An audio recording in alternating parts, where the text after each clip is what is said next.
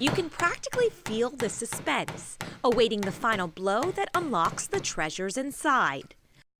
How full is it? It's pretty full. Oh, the copper's in great shape.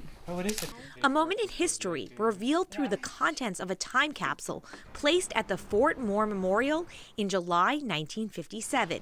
60 years later, almost to the day, restoration of the historic site is underway. Records showed a time capsule was likely hidden there, and it was staff from the Departments of Public Works and the Arts Commission who unearthed the cache of goods.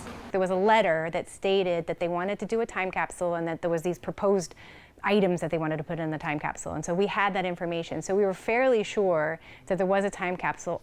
The fact that it really was there was really exciting. Where exactly at the Fort Moore Memorial did they find this time capsule? Well, take a look at this flagpole right here. It's here where they retrieve the time capsule, and it's here where they'll put another time capsule to be discovered sometime in the future. The memorial in downtown LA marks the spot where in 1847, residents of Los Angeles first raised the American flag. The county commissioned expert art conservator Donna Williams to retrieve the contents at her studio in Hollywood. It's not clear to us whether or not they put in what they said they would put in, so it's a little bit of a mystery.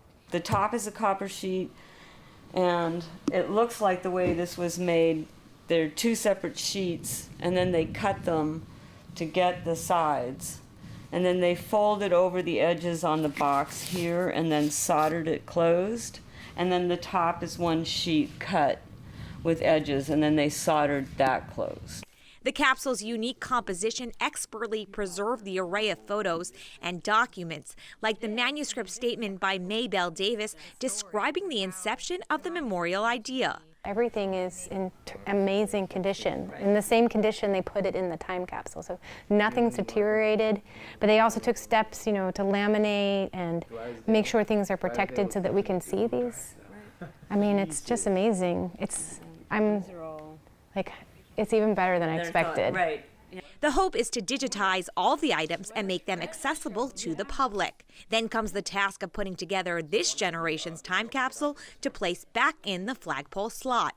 We need to really talk about all this, talk to all the stakeholders, talk to the supervisor, talk to historical groups, talk to preservation groups, and come up with a consensus of what would be appropriate to put in there.